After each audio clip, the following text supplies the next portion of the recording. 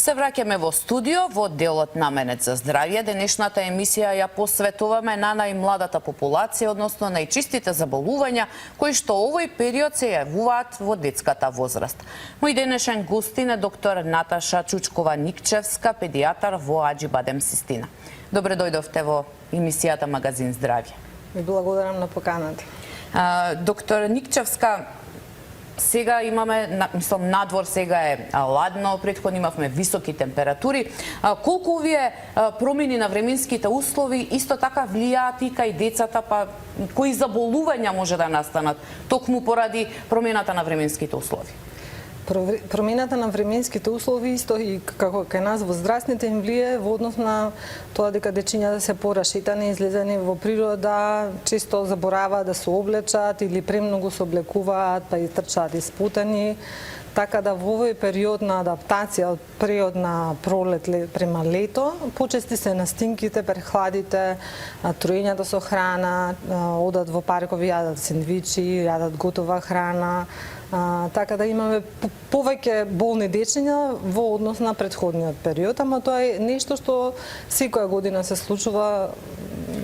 Токму тоа ми е следново прашање, ги споменавте труењата. Овој период е карактеристичен за гастроинтестиналните тегоби.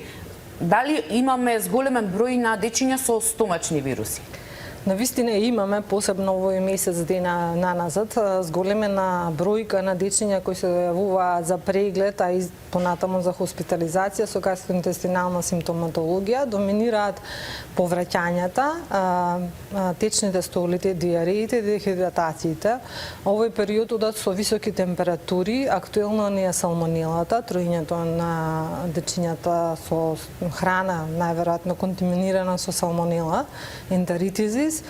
Ни беа актуелни и ротавирозите, аденовирозите, така да имавме зголемен обрт на деца кои што побарува и венска рехидратација, дури во некои случаи кога имаме потежок облик на салмонелна инфекција и антибиотска терапија, иако кај салмонелата која што е во полесен облик практикуваме да не дадеме антибиотска терапија за да не доведеме до клицоносителство. Понатаму, меѓутоа во облиците кога имаме висока перекција како септична реакција со високи леукоцити покачено ЦРП и генерализирана инфекција, тука веќе мораме да дадеме антибиотска терапија. Секако јас да ги повикам и нашите гледачи дека може да се јават во живо и да постават прашање до нашата денешна гостинка доктор Никчевска, која што е педијатар. Доктор Никчевска, кажавте дека во зависност од клиничката слика можеби треба и антибиотик, меѓутоа дали може да дојде и до болничка хоспитализација кај децата и кои симптоми всушност ќе го натера педијатарот дека треба да се задржи тоа дете во болница? Така, генерално цревните инфекции гледаме да ги третираме амбулантски, меѓутоа се зависи од општата состојба на детето.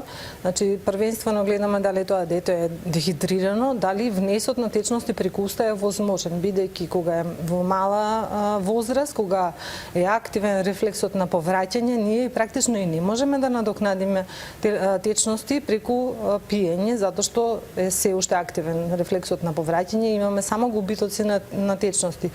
Во овој период морам да нагласам дека хоспитализациите ни беа предоминантни затоа што се работеше со дечиња кои што има висока фебрилност, кои што има многу бројни диареи, има пореметување на внатрешната средина, има активни повраќања, така да имавме и хоспитализации, имавме и дневни болници, а кај полесните форми, што зависи од општата состојба на детето и од тоа дали можеме да внесеме односно детето може да внесе течности преку уста, пробиотици, електролитни течности, одиме со амбулантски третман.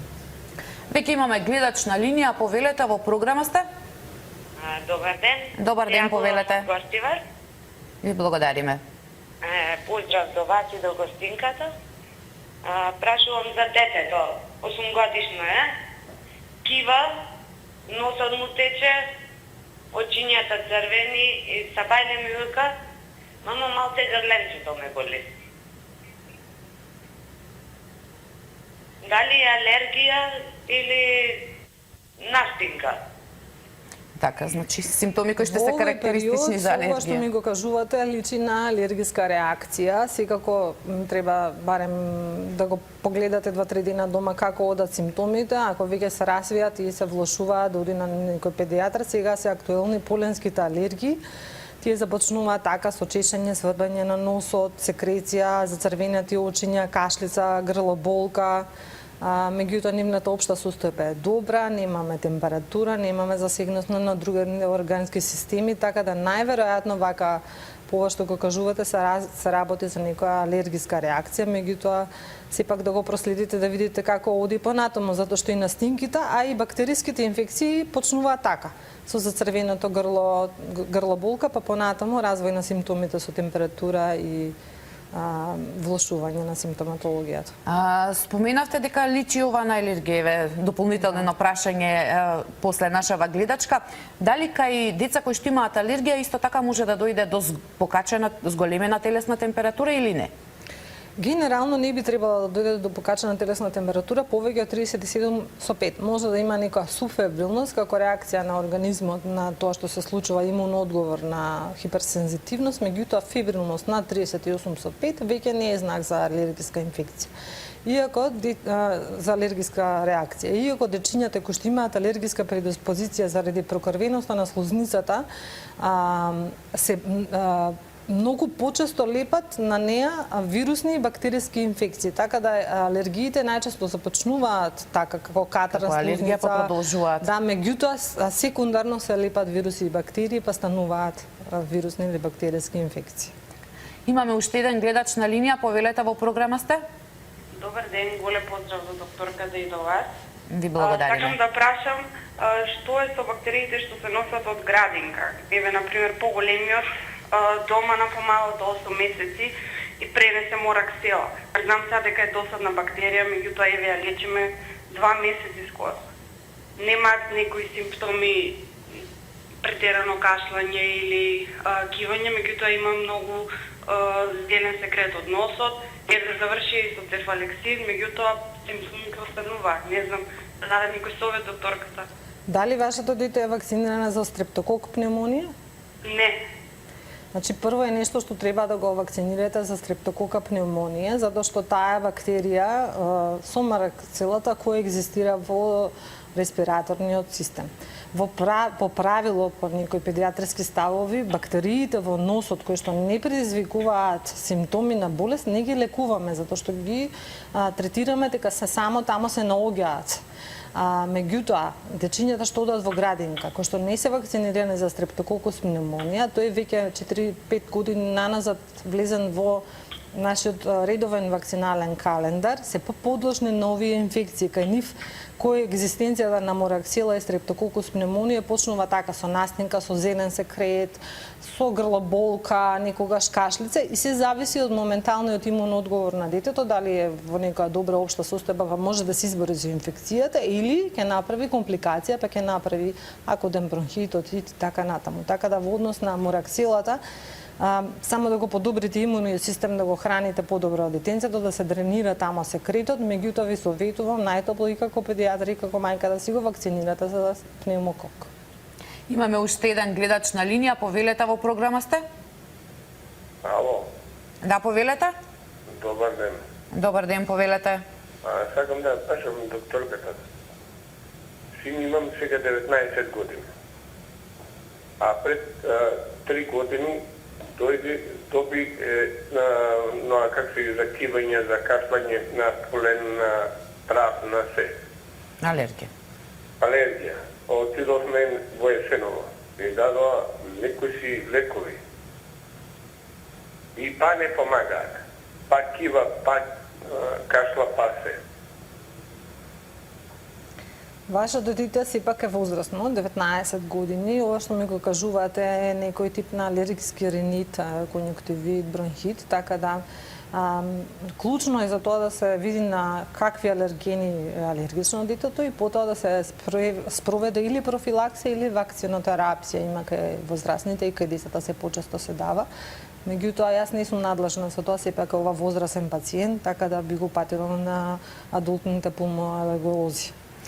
Претходната гледачка ни кажа дека детето од градинка ја донело бактеријата дома. Дали со тоа што децата кои што одат со физичко присуство сега во училиште, бидејќи носат маски, а децата во градинка не се со маски, дали овие училишниве се позаштитени од бактериите, додека пак овие во градинка се поподложни нели да ги шират бактериите? Сега вака некој пресечен одговор точно не би можела да дадам на дечињата што одат во градинка ради нивната возраст. Не знаат како соодветно да носат маска. Значи маската си има своја употреба, меѓутоа ако правилно се носи, на секој 2 до 3 часа треба да се менува, треба да не се вади, да не се загадува, така да дечињата во градинка нивната возраст не им дозволува да бидат толку самосвесни да ги спроведуваат тие начина на хигиена во однос на маските. Во градинките не значи дека од градинката ја донеле бактеријата. Сите ние во семејството имаме бактерии, сите возрастни имаат бактерии што нормално. Да, но детето во градинка може да ја прошири. Во градинката е некој колектив кај што имаме здружно повеќе, да речам, луѓе и дечиња што помеѓу себе комуницираат.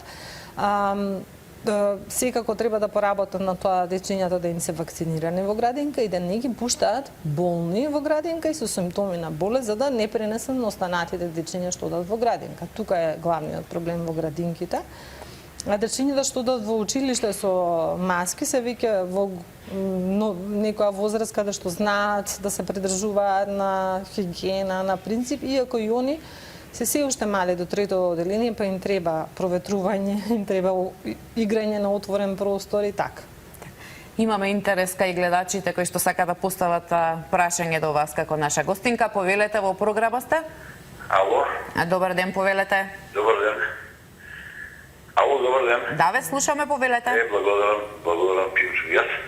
Па ја не би комплицирал многу со големи прашања, меѓутоа би прашал дали нема потреба веќе да се обрати внимание на облекувањето на децата, на хранењето на децата, на тие чорапкиња половина пресечени што ги носат веќе, на тие голи мешиња, голи грбиња, на бањање дома и излегување надвор, отворени пори на кожа. Дали треба веќе да им се кажува на децата дека тоа и тоа и тоа не чини, баталете модата што е од западот креирана, таа е мода креирана околу екваторот на мире примерива, не и кај нас. Затоа би требало веќе повеќе внимание на децата и со храната, пошто еве мали плати, лоша храна, лошо здравје, тоа е веќе лошо здравје, лоши работници, ќе немаме работници, ќе немаме полиција, ќе немаме армија, здрава, се е поврзано со храна. Така. Навистина, дечињата треба да им се вгради, да им се всади еден правилен и здрав начин на живот, за да потоа пораснат во здрави индивидуи кои што ќе придонесат за развој на општеството. И во минатото, и кога сме биле, да речем, посиромашна земја, се знаеле некои правила на нормална исхрана. Се повеќе се работи на тоа и во градинките, и во училиштата имаме часови за правилна исхрана, за правилен начин на живот, за физичка активност, така да дечињата како и останатите треба да внесуваат најмалку 3 облаци и 2 ужинки кои што ќе се базираат на зеленчук, овоше, свежо подготвена храна, месо, јајца и храна која што локално вирее во нашите простори, и при тоа да практикуваат физичка активност за да во текот на растот и развојот ги испреват кичмите, за да знаат како да се носат со стресот, кој што дел од менталниот стрес се решава преку правилната исхрана. И облекувањето исто што го кажа нашиот гледач. Да. Облекувањето, значи како се облекуваат возрастните, така се облекуваат и дечињата. Во однос на тие голи стапалца, боси ножиња, јас не сум присталица да одат така, да речам, по-голи, по-боси, меѓутоа еве дечињата што живеат во Норвешка и во Холандија воопшто не се поразболени од нашите дечиња и ходат со апостолчиња и боси ножиња. Сепак е во повеќето е во хигиената, во начинот на живот, во здравата исхрана и превенција од инфекции. Така. Имаме уште еден гледач на линија, повелете, во програма сте? Ало, Да, повелете. Сакам да прашам нешто, може? Да, повелете, во програма сте. Имам 3-месечно бебе. И од кога е родена, после првите 3-4 денес приметив дека цело време носите и е затнато. Го имаме тој проблем и сега е 3 месеца, значи цело време е носите затнато. Го чистиме со физиолошки раствор и ги вадиме машлачињата со помпите со аспираторче, меѓутоа немаме никакво подобрување. А дали детето ви цица? Да, само на доење, значи нема... Па најверојатно не му е затнато носето, бидејќи дечињата, посебно доjenчињата, првенствено дишат на нос. Тие не знаат да дишат на уста, посебно кога актот на доење е присутен, бидејќи дојката навледува или брадевицата во устата на детето, они мора да дишат на нос. Ако детенцето цица непречено расте во тежина, најверојатно не е затнато носето, сепак они се раѓаат со помал промер на ходниците носни, тука го слушаме воздухот како струи, знае понекогаш да им смета прашината и така натаму, така да можете само со овие физиолошки раствори, со изотонични да правите промивка и евакуација на секретот. Ова што ми го кажувате не е нешто за загрижување, зашто не очекувам дека има проблем во однос на респираторниот систем, дете што убаво цица и што напредува. И уште еден гледач имаме на линија, повелете во програма сте? Ало, добар ден, кратка ќе бидам. Добар ден, повелете. Имам внука што ноќе мокри 6 години е. Проблем со мокрењето 6 годишно дете. Ве разбрав, да, Многу тврсто спие. Ќе пробате прво да не му давате многу течности, барем 1-3 часа пред спиење и да оди во тоалет. Потоа, ако сепак се измокрува, ќе се обратите на педиатрски нефролог, кој што ќе направи... Нефролог, да, за бубрези, кој што ќе направи обработка и евентуално план за терапија, ако има потреба за некаква терапија за ова ноќно мокрење. Благодарам. Да се вратиме повторно кај оние што ги велиме гастроинтестиналните тегоби. Што значи дехидрирано дете? Значи кои се симптомите дека детето е дехидрирано и која е она прва помош што треба да ја даде родителот при да го донесе во болница? Секогаш кога имаме губитоци на телесните течности повеќе од тоа што се надокнадува и внесува преку уста, имаме дехидратација, не ги делиме на 3 степени на дехидратација, лесна, умерена и тешка. Леската е она која што најчесто ја среќаваме, некаде до 5 до 10% на телесна тежина и дечињата, значи имате еден сув јазик, едни откроени очиња, по-малак се дехидрирани се кога се малечки, пелената е попразничка, не е полна со урина. Првенствено нешто што треба да се направи е да се надокнадат губитоците што ги има во однос на повраќање или провели преку уста, ако е возможно, со тоа што се практикува барем 15 на минути или половина час да не се внесува ништо преку уста за да се смири рефлексот на повраќање, а потоа во мали порции да се внесуваат електролитни раствори кои што се соодветни за детска возраст. Такви се, например, Хумана, Хипорс, Хидратон Нео, има состав како инфузиски течности. И со тоа би се надокнадил губитокот на течности. Во тие периоди кога имаме губитоци на течности во однос на пролив, повраќање и така натаму, советуваме полесна исхрана. Немаме некои ставове дека треба некоја исхрана да се избегнува, меѓутоа да не се даваат тешки храни, да биде тоа еднолична, лесна исхрана, повеќе на течности, свежо готвени продукти, за да не провоцираме па и останати симптоми кај дечињата. Имаме уште еден гледач на линија, повелете во програма сте? Ало, добар ден. Добар ден, повелете. Поздрав до вас и до докторката. Ви благодариме. Јас сум една загрижена баба, може ќе речете дека малце многу брзам. Имам внука, 9-10 месеци, некај 10-тиот ми иде, неќе да ми се станува, нели децата старите кога си играле думба, игра на ноџињата. Ова некако, Боже ми прости, кога да бега од земјата да не ги згазне ноџињата на земјата. Ја и кондурџиња купивме, што не правевме, удуваче ќе ја ставаме. Уопште неќе да притисне со ноџето надоле. А и кажете ми што да правам? А дали детенцето ви лази? Не ме слушам. Дали лази на... Неќе да чуе тие стави не да се опира, значи да лази само. Не да, дали лази? Значи, пуштете лазе. прво да лази во однос на моторниот развој, евентуално ортопед или нефролог, иако ова што ми го кажувате не значи дека е некоја патологија. Прво треба да почнат да лазат самите и моторните развитоци се индивидуални. Кај дечињата некаде околу година, година и пол продува, со тоа што прво треба моториката да ја зајакнат во однос на лазењето на тврда подлога, а потоа да ги стимулирате да стапнуваат и да прават чекорчиња. Се надам дека нашата гледачка, која што каже дека е загрижена баба, е задоволна од одговорот. Доктор Никчевска, колку диарејата и повраќањето може да ја комплицираат здравствената состојба на детето, доколку траат со денови? Видете, диарејата, кога имаме губитоци на калиум, доведува до преметување на внатрешната средина, така да ако трае подолго време, и е потешка, може да доведе и до животна загрозеност на едно дете.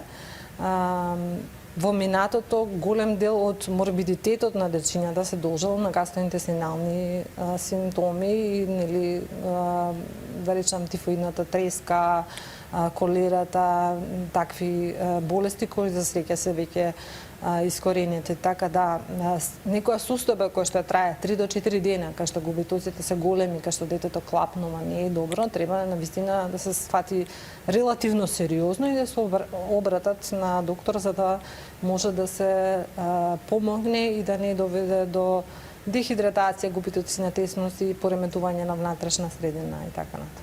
На почетокот ги споминавте и труењата со храна. Која храна најмногу може да предизвика труење кај детето? Кои се тие први симптоми кои што се јавуваат и кои што укажуваат дека можеби причините се поради труење со храна?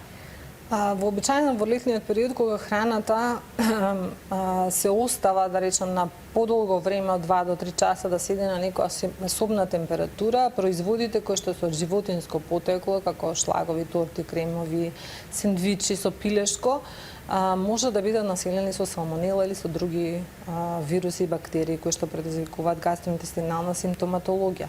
Така да, не само во лето и во текот на целата година, ама изразено сега се советува да се прави хигиена на овошето, зеленчукот, храната да биде добро термички обработена и свежо обработена, значи тогаш да се спреми и да се јаде, да не се остава на отворена подлога, дечињата да мијат раце и ако може, колку може да се практикува домашна исхрана, да не се јаде така, да речам, во некои отворени простори каде што не знаеме колку време одстоела храната, сепак тоа да биде контролирано производство на храна и давање на свежа храна. Го споменавме овошјето, знаеме дека одредени видови од овоше може да дадат алергии кај децата. Кои симптоми може да се појават кај дете кој што, например, прв пат јаде јагода или прв пат јаде киви? За среќа, алергиите на храна, како што растат дечињата, така се супремираат и се надминуваат. Меѓутоа, тие што се навистина тешки алергии на храна, може да доведат и до животна загрозеност, односно развој на анафилакса, посебно јагодите.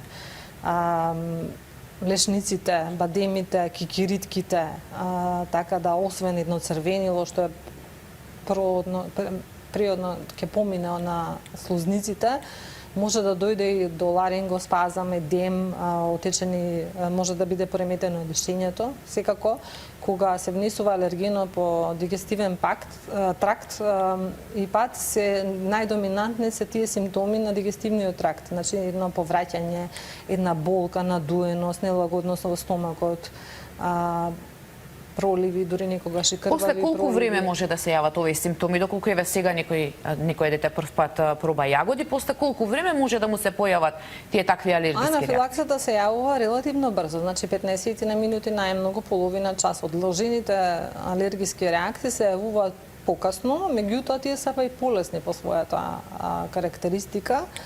Така да на дечињата генерално не им советуваме внесување на јаткаски плодови до 3-та година, значи тоа се бадеми, лешници, кикирики, секако и јагоди, сите потентно алергени овошја.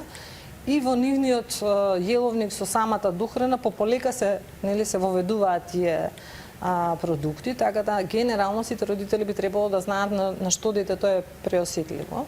и да Значи не затоа се форсира. советува доколку нешто прв пат се пробува тоа да се направи наутро или во први почетокот на да се направи во денот. мали количини за да се знае од што изреагирало. Веќе во десенчната возраст е доминантни алергиите на храна од типот на алергија на чоколадо, на пестициди, на конзерванси, на нешто што премногу се внесува, ама тие се и полесни по својата манифестација. Бидејќи се приближуваме кон крајот на емисијата, за крај сакам да ве прашам како педијатар, иако се уште не е дефинирано и во светски рамки, односно не утврдено, дали како педијатар би се согласили, односно кое е вашето мислење, децата над 12 годишна возраст да се вакцинираат против COVID-19? Навистина сега има неколку истражувања, неколку земји кои што почнуваат со вакцинација, посебно со Pfizer на деца на 12 години.